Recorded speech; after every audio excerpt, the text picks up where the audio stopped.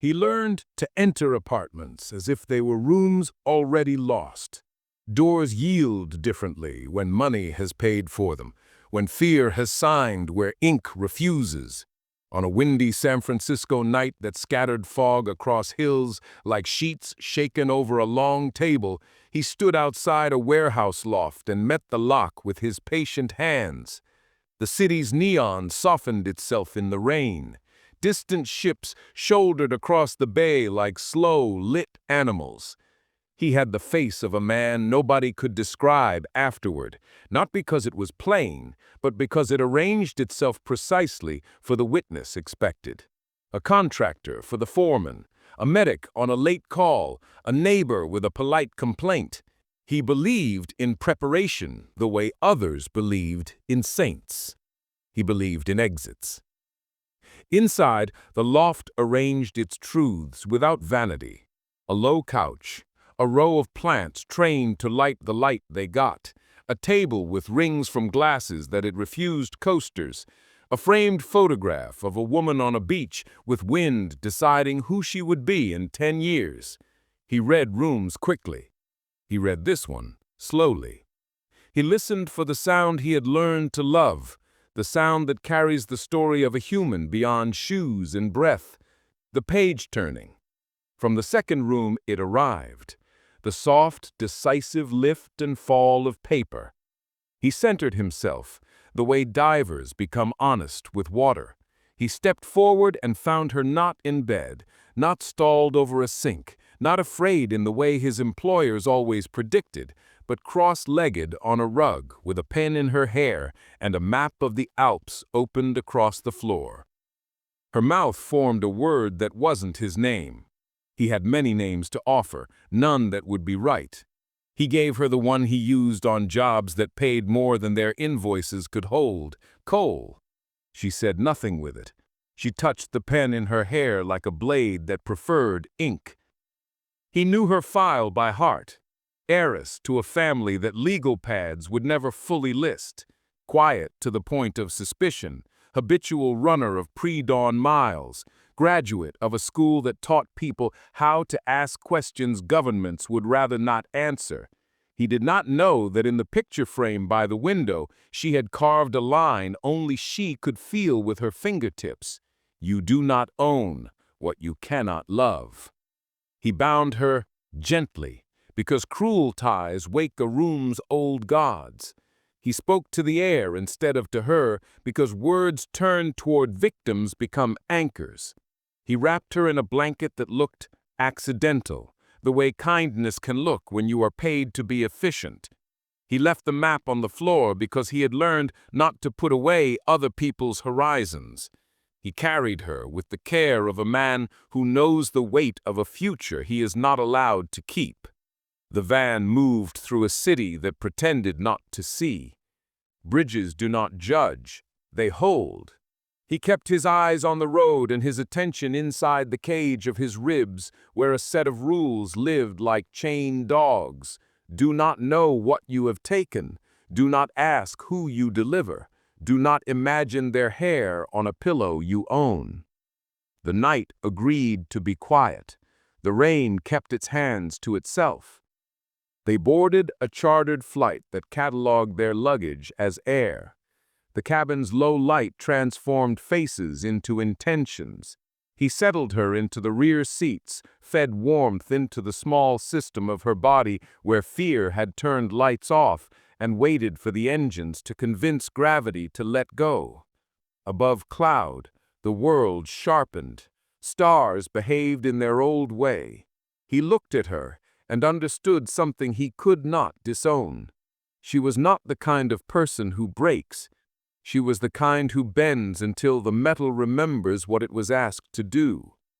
The Alps accepted their wing like a date that had been postponed and forgiven.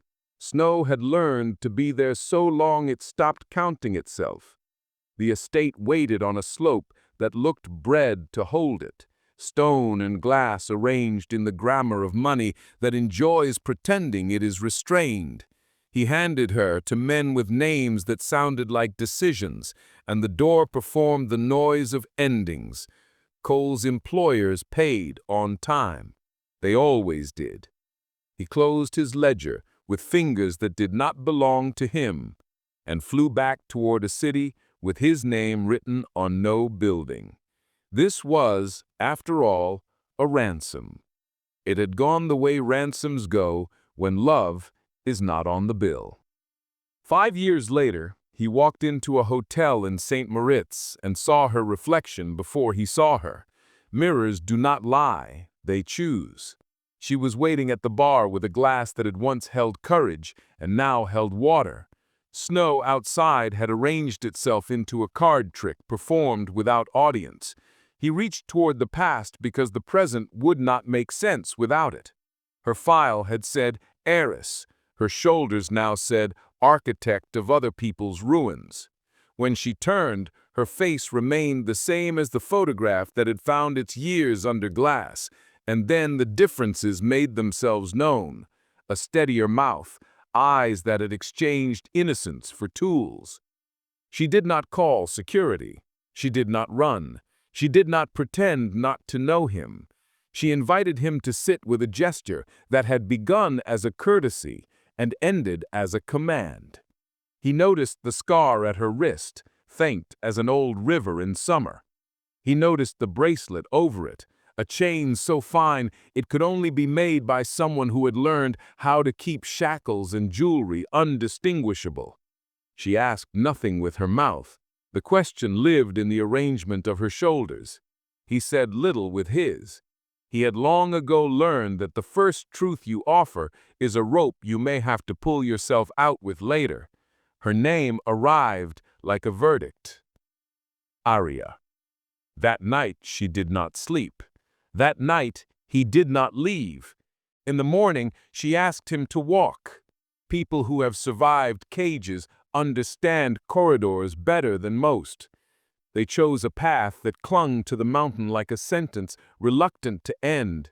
She told him about a kind of winter you only meet after money has purchased all others. He told him nothing. He listened with the full attention of someone who suspects he is being measured for a suit he cannot see.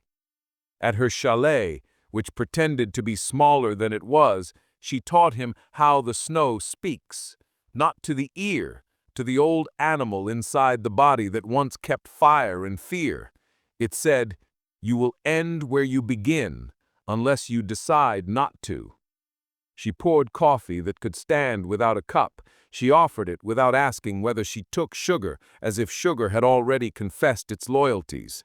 They stood by a window that held the mountain like a portrait, and did not mention the night he had carried her through another door. Sometimes, silence is the only correct story. The second day, she hired him. The job arrived dressed in legitimacy. It always does when money wants to convince itself it is moral. A family problem, she said, a disappearance that wasn't on paper. She needed someone who understood abduction as logistics, not melodrama. He nodded the professional nod that promises competence without promise of soul. He did not ask why she had chosen him instead of the dozens of men whose names sit in phones under labels that suggest discretion. He knew. A chain has a favorite link. They drove down into the valley where the internet pretended it could replace weather. She briefed him inside a glass office that called itself modest because glass has learned to be self-effacing. Names in her story belonged to cousins and confidants, and companies designed to fold like chairs when the party ended. He made a list because lists turn nerve into tasks. He added 2 items he didn't tell her about: the ways a woman studies you when she is setting a trap, and the moment the snow will cover your footprints as if you were never made. They traveled as if travel were a prayer. Zurich welcomed and kept its promises. Milan offered beauty the way language offers rhymes. In Florence, she stood before a painting that had survived 3 fires, and he watched her ears listen to the paint. The image showed a woman holding a chain that could be mistaken for pearls if you were in love with the person who bought them for you. Arya's face softened into something that came from a place cards never find, a memory of a girl who had not yet learned how contracts sound when they click shut. He almost spoke her name then, as if they were alone in a decade not advertised by clocks. He did not. He carried her bag instead, the way a gentleman carries evidence without touching fingerprints. At night, he slept inside rooms that smelled like wood that had been taught good manners. He dreamed without pictures. He woke with a knowledge that did not belong to any day before. He began to remember details from the first job, not as facts, but as choices. The blanket he had left, the map he had not folded, the way he had turned his face away when she opened her eyes so that the first thing she saw would be a ceiling anyone could belong to. He called this memory. He knew its other name, guilt. On the fourth day, she told him about the chain he could already see dangling from the window latch when the wind pressed the curtain to reveal it. It was iron disguised as silver, or perhaps the other way around. Her captors had used something like it. He thought of wrists. She talked about vaults. She had recovered the original from a piece of family furniture that had learned to compartmentalize shame. He asked questions that made his mouth taste like pennies. She answered them with composure that comes from practicing on mirrors. They went to a bank in Lausanne, where everyone wears the same voice and shifts their consonants toward apology. In the vault, she lifted a lid and showed him papers whose signatures were written with an urgency that required gold pens. The deal her father had made the year she turned 19 was not already designed. He told himself this mattered. He told himself it did not. On the 8th day, she gave him a room in her home. People who think they are free accept gifts differently. He refused in the way that suggests a man guarding his independence while pocketing the key. She laughed because the sound needed to live somewhere. Snow fell the way ash falls on fields that will grow something that did not ask to be planted. He began to cook breakfast because eggs remind bodies what mornings are for. She began to leave doors between rooms open because space is a kind of trust when it refuses to lock. He waited for the moment when she would ask him to admit that he had known who she was when he took her 5 winters ago. It did not come. She waited for the moment when he would ask what had happened in the house beyond the glass while he attended to his receipts on the flight south. It did not come. The absence of those questions did not build forgiveness, but it stopped building something worse. The story grew around them like a wall that remembers the garden on the other side and allows its fragrance through. Then she kidnapped him. It was a small kidnapping, an elegant one, a lesson offered with a cloth napkin folded into a swan.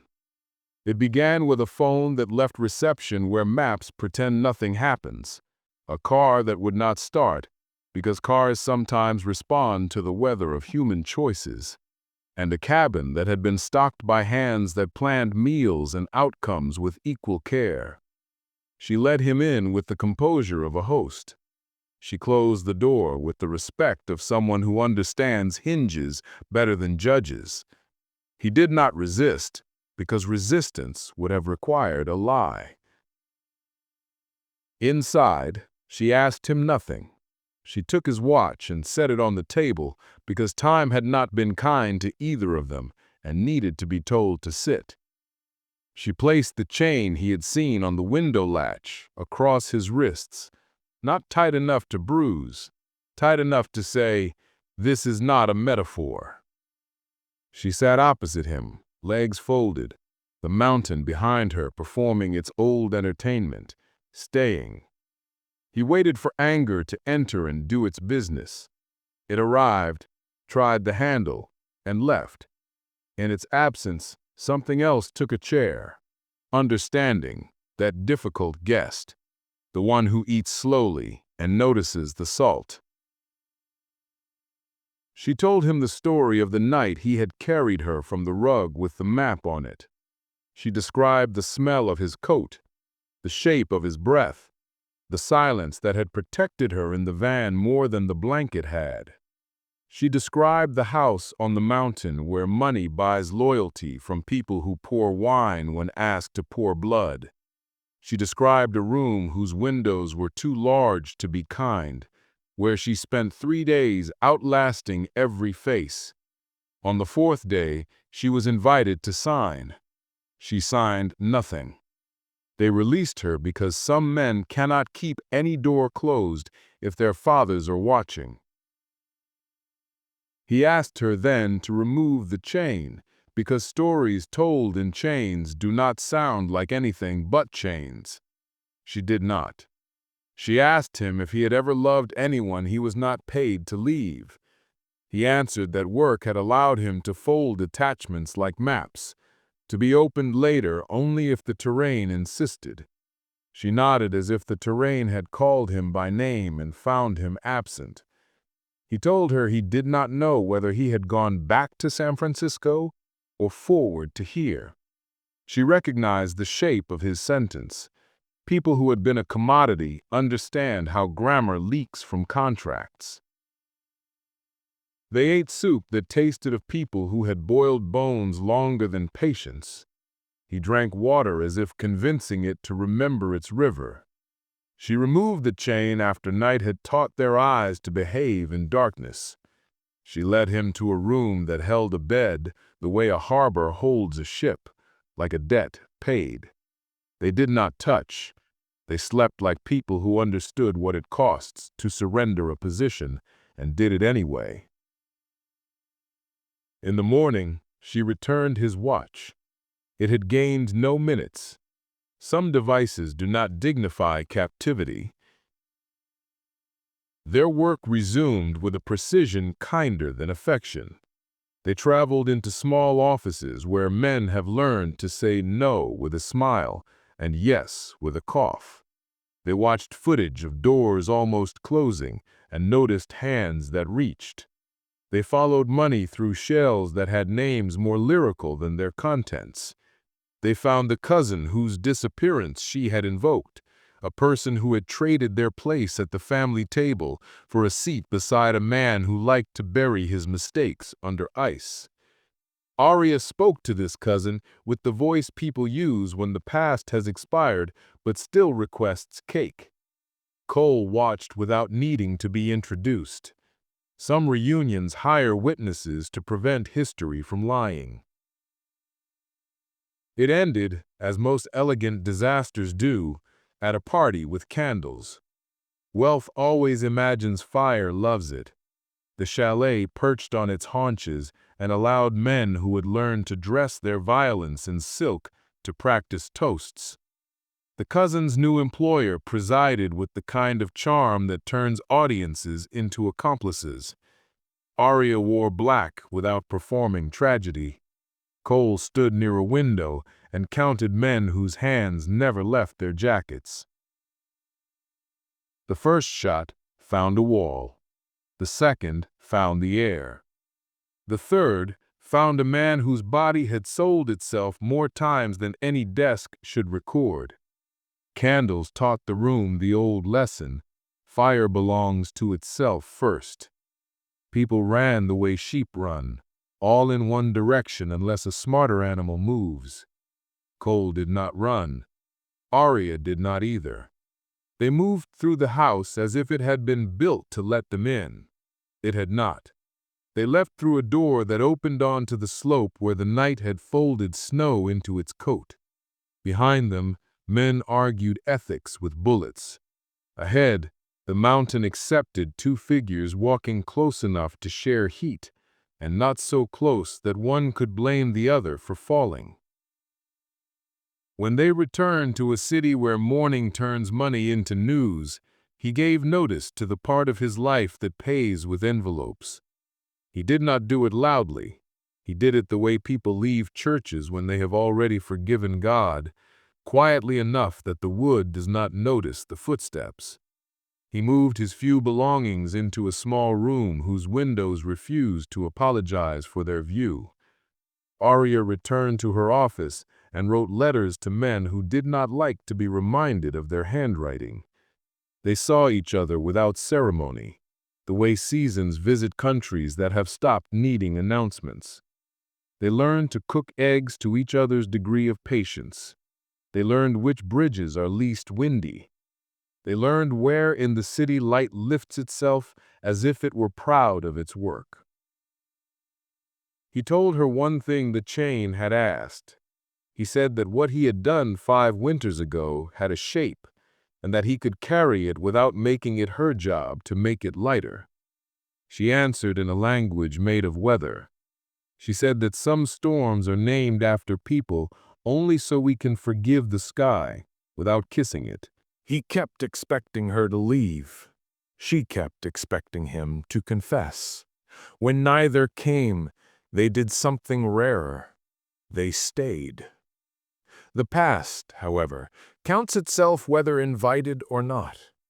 The men who had employed him had lost money the way children lose teeth, with a little blood and the promise of something stronger growing in. They sent a man with a smile designed to make waiters confess their parents' sins. He waited outside Cole's building and made the mistake of squinting at his phone as if the world owed him privacy. Cole walked past. The man did not notice until the older version of himself, the one who will learn from this, told him, later, in a bar, that there are people you must never squint at. A week after that, a car with uncommitted plates drifted behind Arya's until she turned onto a street that only locals bother with. The car found a reason to remember someone else's appointment. It drifted away. Arya called in favors the way people call in dogs, by using names they have earned the right to say. A woman from her school appeared inside a lobby one afternoon and gave a short speech about escrow and regret. Cole attended without needing a chair. Deals ended that had promised to last as long as winter. Paper learned to burn in safe ways. Accounts performed that little trick money does when it turns into morality. It vanished from men who had not learned how to keep it, and it appeared under foundations that liked to call themselves angels while paying their staff well enough to be believed. Sometimes, in the hour after dark has declared itself, but before sleep recruits its first soldiers, Cole would wake and remember the chain. He would feel it in his wrists the way a sailor feels a deck in bone weather. He would turn his hands palm up and consider what they had delivered and what they might now hold. Arya would open her eyes without moving her body and watch the ceiling coach him through it. You are not owed forgiveness. You are offered presence. He learned to receive what he could pay for. He learned to ask for nothing but time. It was Arya who finally broke the last piece of metal, not with a speech, with a drive. They took the old road along the lake, the one popular with people who still think steering requires attention. Autumn had turned the world into a gallery with a generous curator. The water satisfied the mountains with the reflection they demanded. They stopped where a small terrace pretended to be a cafe, but was actually a device for keeping couples honest. She placed a small velvet bag on the table. He thought of rings. She shook her head without smiling. From the bag she drew the chain. He recognized it as one recognizes his own handwriting unexpectedly on a wall. She laid it between them like a ruler for measuring distances. "This is not a confession," she said to the wind, which was the only witness worth its report. "It's a measurement. What you did to me, I have now done to you. I tied your hands to my story, and you allowed it. I kept you where I needed you to listen. You listened. We can stop now." He looked at the chain and saw metal, yes, but also time. He saw the version of himself that had believed exits were always available if you paid in advance. He saw the version of her that had learned to make doors out of walls. He placed his hands on the table where hands show their age. He did not reach for the chain. He did not break it. He let it be a thing that used to be a solution. They drove home in a silence, not made of anger, but of respect. At the chalet, he moved through rooms with the same attention he had used years ago in an apartment in a city where fog is a personality trait. He read the house, not for stealing, but for staying. He found the photograph of the girl with the wind and the beach and the 10-year promise. He set it on the mantel. He did not add a frame of his own. Some names are better handwritten for now. Winter arrived and did not apologize. They learned to light fires with a smallness that embarrasses men who need bonfires to be sure people are warm. They fed each other soup that made arguments unnecessary. They argued anyway because adults do not audition for sainthood when they are busy living. When they fought like people who know the cost of weapons and choose fists made of words that can be forgiven. On a night when wind convinced itself to climb the mountain, Arya woke to a sound that didn't belong to the house. Not breaking glass, not a car that had mistaken courage for traction. A sound like a door closing politely down the hall. She sat up. Cole was already moving quietly the way men who have practiced guilt practice grace. They found the door to the east terrace unlatched. Snow practiced entering without permission. A footprint stood proudly before the wind erased it. Cole followed it with a light that had not come with the house. Arya followed Cole because sometimes loyalty looks like a shadow and acts like a guide. They found the intruder 20 paces into the white, a man learning the limits of his lungs. He held nothing. He contained everything. The panic of someone who has learned the price of a mistake after taking the goods home. Cole had the advantage of less fear and better shoes. He addressed the man not in words, but in distance. Arya offered the only mercy the rich should be allowed to offer, a way down. She did not call the police. She had invented other consequences. In the morning, the terrace door wore a better latch. The wind pretended the footprint was a story invented by people who should learn to sleep. Spring kept its appointment. Buds perform bravery no soldier can match. Cole planted herbs as if the ground required good breath to forgive a man. Arya wrote checks to women who had not been believed on time. They went to weddings of people who still thought the word promised was a thing the future honored no matter the weather. They smiled because joy requires witnesses, not critics.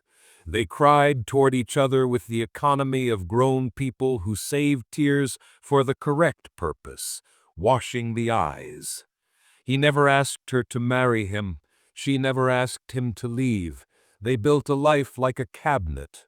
Drawers for tools, shelves for petals, a hidden compartment for days that cannot be put on display. He still woke sometimes in the hour when men imagine alternate endings. He would go to the kitchen and pour water and listen to the fridge practice not failing. She would find him there and put her hand over his on the glass, because hands belong to the living more than to any past's inventory. Years arranged themselves beautifully until one did not. Her father died before admitting anything, a talent men die proud of. The reading of the instruments he had called a will required Arya to return to a house that once held her like a trophy with a heartbeat. She asked Cole to come. He answered by packing a bag. Courage is occasionally administrative. They walked through rooms where money had been stored in the walls like pressure. Men in suits used their mouths to pretend at sorrow. Women wore bracelets that sounded like small bells when they found each other's wrists. The lawyer, a man who liked to pretend he hadn't apprenticed with wolves, asked Arya to sign things that tasted like snow. She did. She did not sell the house. She did not keep it. She turned it into something that could not speak again.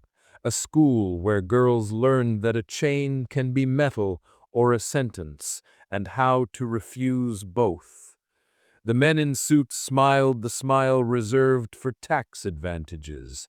She smiled the smile reserved for victories that do not require applause. On their last night there, they stood at the window where she had once learned how to be looked at without being seen. The mountain did its old trick, existing in a way that made human stories nervous. Cole placed his palm flat on the glass. Arya placed hers near it, but not over it. The space between their hands held what apology cannot purchase, a decision. He turned toward her, and in a voice borrowed from brave men who have no talent for speeches, he offered the only promise he could afford. I will not leave before the work is done. She did not require the sentence to be improved. She nodded the way people nod when the spine agrees, and the body is tired, and the mouth cannot find the poetry. They went to bed. The house practiced being kind for one night to earn forgiveness it could not otherwise deserve. They left at dawn. The mountain watched them go, as mountains do, without offering comment. In the valley, a boy with a bike balanced too large for him tried to learn courage at a speed his knees could not yet honor. He fell. He rose. He tried again. Snow, which believes in no one, thawed. River, which believes in motion, accepted what the snow decided. In San Francisco, fog waited with the patience of old love. They opened a window in the apartment that had taught them how to be small together. Air learned the room again. He cooked eggs with a steadiness that refused drama. She arranged the photograph on the shelf where it would make no speech and perform all its work. It showed the two of them at a lake pretending to be the sea, with a chain coiled on a picnic table like an old metaphor that had learned manners. They did not frame it in gold. They framed it in the future they were willing to pay for daily. Some nights, when trains practice their ritual of distance and return, and the house settles as if leaning back in its chair, he will wake and feel the light touch of metal on his wrists. He will turn to find her hand there, not holding him, merely reminding him which way the door has always opened since she took it off its hinges. He will breathe. She will breathe. The apartment, which has no lungs, will nevertheless participate. Morning will arrive with no need to be rescued. If chains exist, they will be the kind that keep boats near the dock during storms, not the kind that teach wrists to nap under lies. He took her for ransom and delivered her to men who had been promised she would be kept. She took his heart for revenge and delivered him to a life he had not known he could afford. Punishment and passion are words the same color until you learn where to hold them up against the light.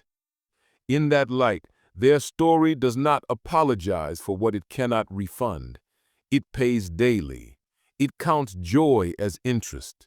It leaves the door unlatched for mercy, which comes and goes as it pleases and always cleans the glass it fogs.